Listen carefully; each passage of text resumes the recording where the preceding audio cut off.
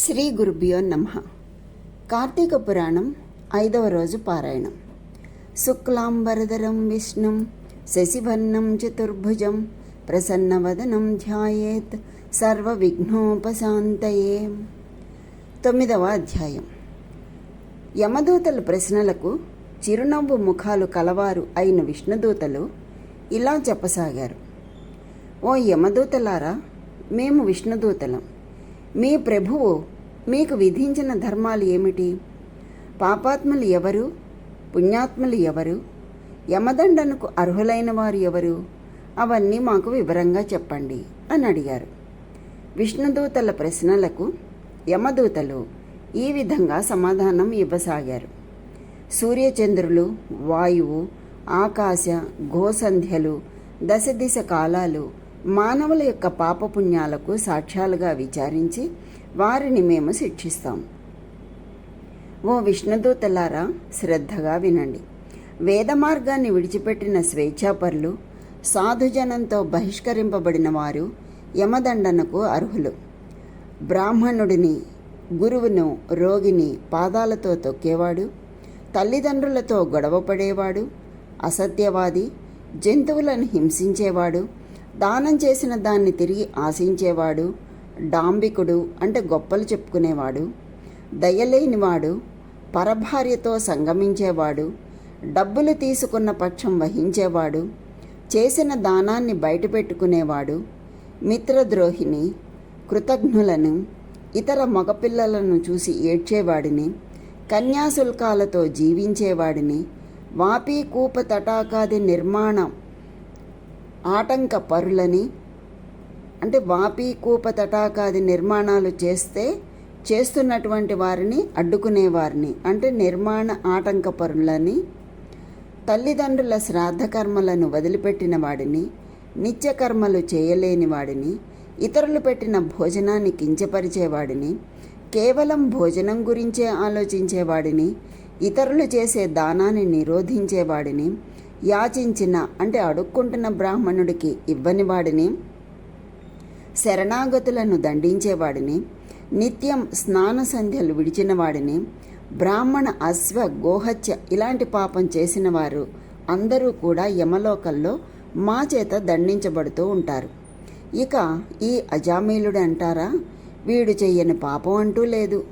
బ్రాహ్మణ జన్మ ఎత్తి దాసీ సంగమ లోలుడై చేయరాని పాపాలు చేసిన వీడు మీ విష్ణులోకానికి ఎలా అర్హుడు? ఓ యమదూతలారా, ఉత్తమలోక అర్హతకు కావలసిన పుణ్యాల గురించి మేము చెప్పేది కూడా వినండి. ఎటువంటి కారణం వలన కానీ దుస్సంగమాన్ని వదిలి సత్సంగమంలో కలిసేవాడు, నిత్యం దైవచింతనాపరుడు, స్నాన సంధ్యా జప హోమ తత్పరుడు మీ యమలోకంలోకి అర్హులు కారు. ఓ యమదూతలారా, అసూయ లేని వారై జపాగ్నిహోత్ర నిర్వాహకులై సర్వకర్మలను బ్రహ్మార్పణం చేసేవారు, జలాన్న గోదాతలు, వృషోత్సర్జనాకర్తలు యమలోకాన్ని పొందడానికి అనర్హులు.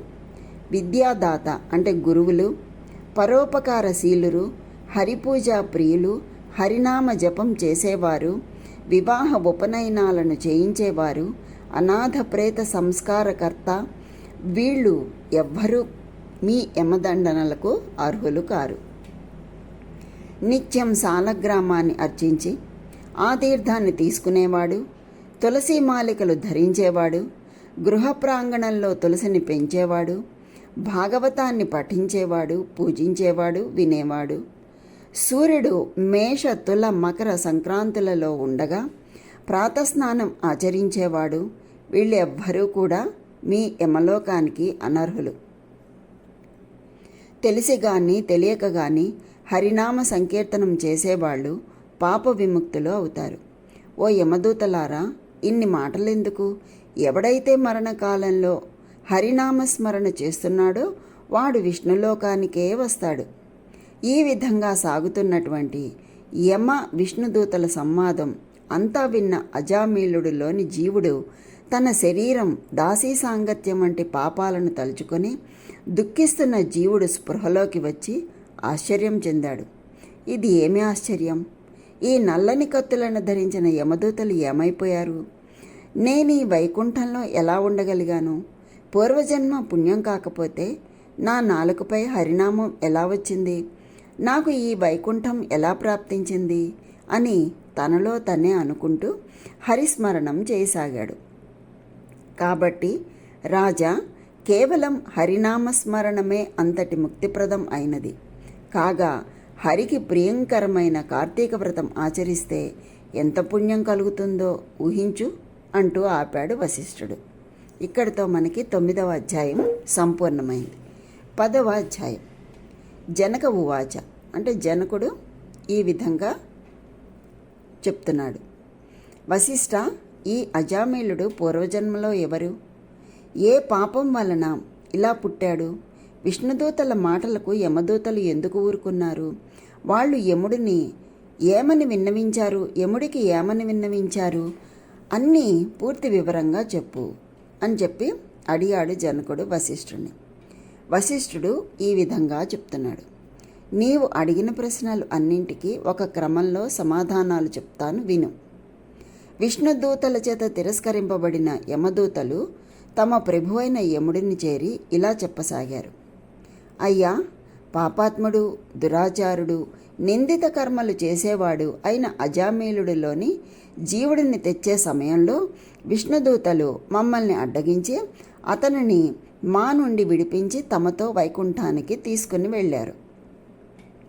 వాళ్ళని ఎదిరించలేక మేము ఇలా ఖాళీ చేతులతో వచ్చాము అని యమకింకరులు చెప్పింది విని రవ్వంత కోపానికి గురి అయిన యముడు జ్ఞానదృష్టితో అంతా చూసిన తర్వాత, కింకరులారా, కించిదపి పుణ్య విహీనోపి అంటే అజామీలుడు అనే పాపి అంత్యకాలంలో హరినామస్మరణం చేయటం వలన సమస్త పాపాలను నశింపచేసుకుని విష్ణుప్రియుడై విష్ణుదూతల చేత తీసుకొని పోబడ్డాడు.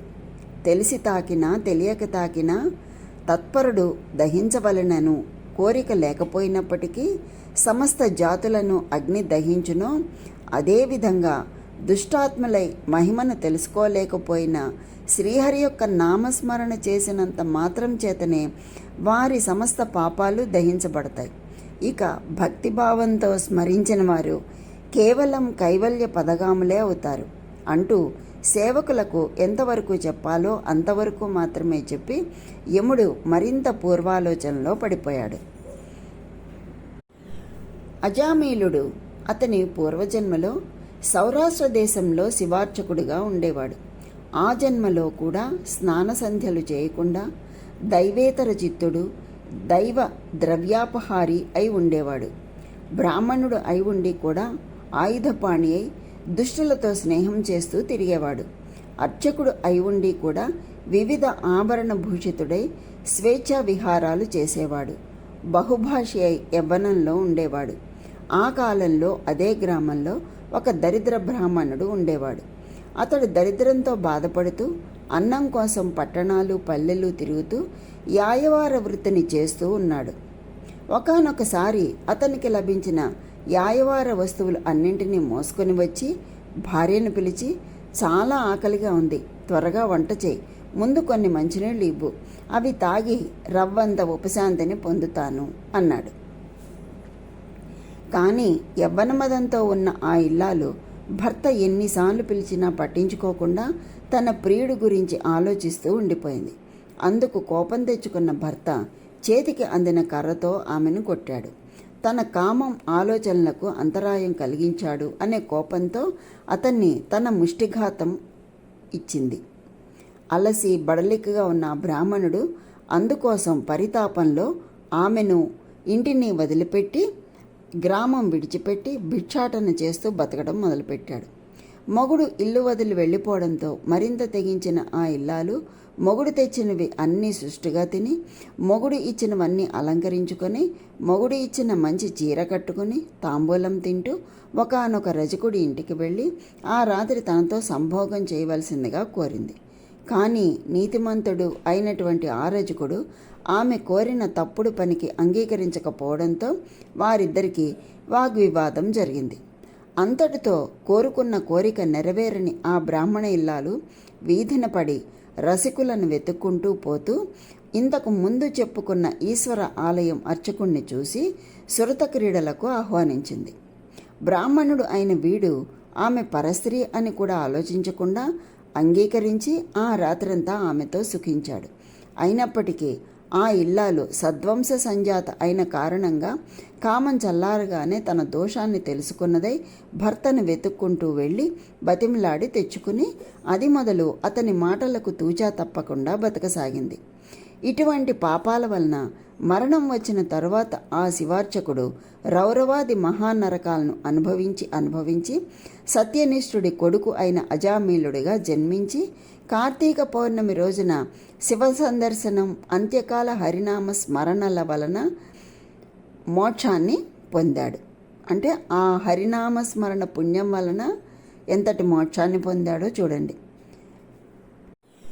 ఆనాటి శివార్చకుడి జన్మలో ఇతనితో సంభోగం జరిపిన బ్రాహ్మణ వనిత కూడా కొంతకాలానికి మరణించి నరకం అనుభవించి కన్యాకుబ్జంలోని చండాల గృహంలో బాలికగా జన్మించింది.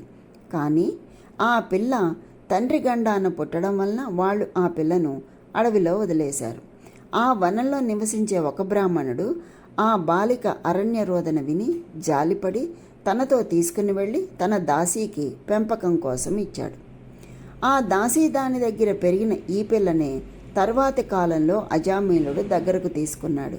మహారాజా, నువ్వు అడిగిన అజామీలుడి పూర్వకథ ఇది. సమస్తమైన పాపాలకు హరినామ స్మరణ కన్నా ప్రాయశ్చిత్తం మరొకటి లేదు. అది సాధ్యం కానప్పుడే ఇతరేతర ధర్మశాస్త్రాది ప్రోక్త ప్రాయశ్చిత కర్మలను ఆచరించవలసి ఉంటుంది.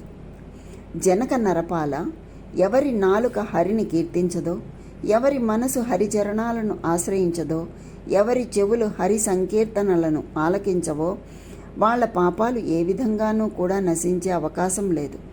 ఎవరైతే ఇతర చింతలు అన్నింటినీ విడిచిపెట్టి విష్ణువునే ధ్యానిస్తూ ఉంటారో వారు తప్పనిసరిగా కైవల్యాన్ని పొందుతారని అనడంలో ఏమీ సందేహం లేదు. మోక్షం ఆసక్తి కలవారు మురహరి స్మరణ ఏ విధంగా సూక్ష్మ మార్గమో అదేవిధంగా కార్తీక ధర్మాచరణం అనే సూక్ష్మ మార్గం కూడా మహోత్కృష్ట పుణ్యప్రదాయిని అయి పాతకాలను పారద్రోలుతుంది. పాపాలను నశింపచేసే శక్తి ఈ కార్తీక వ్రత ఆచరణకు మాత్రమే ఉండటం వలన ఎవరైతే ఈ దివ్యవ్రతాన్ని ఆచరించరో వాళ్ళు నరక ప్రాప్తులు అవుతారు అని తెలుసుకో. పాపనాశిని అయిన ఈ కార్తీక మహత్యాన్ని శ్రద్ధాభక్తులతో వినినప్పటికీ కూడా వారు మోక్షానికి అర్హులే అవుతున్నారు. ఆసక్తులైన వారికి పావన హృదయంతో ఈ మహత్యాన్ని వినిపించేవాడు వైకుంఠగతుడై విష్ణువుతో కలిసి సుఖిస్తాడు. ఇది స్కాంద పురాణాంతర్గత కార్తీక మహత్యంలోని 9, 10 అధ్యాయాలు సంపూర్ణం. దీనితో మనకి 5వ రోజు పారాయణ సంపూర్ణమైంది. ఈరోజు చేయవలసినటువంటి పనులు, చేయకూడనటువంటి పనులు ఏమని చెప్పారు మనకి? పులుపుతో కూడినవి ఈరోజు పుచ్చుకోకూడదు.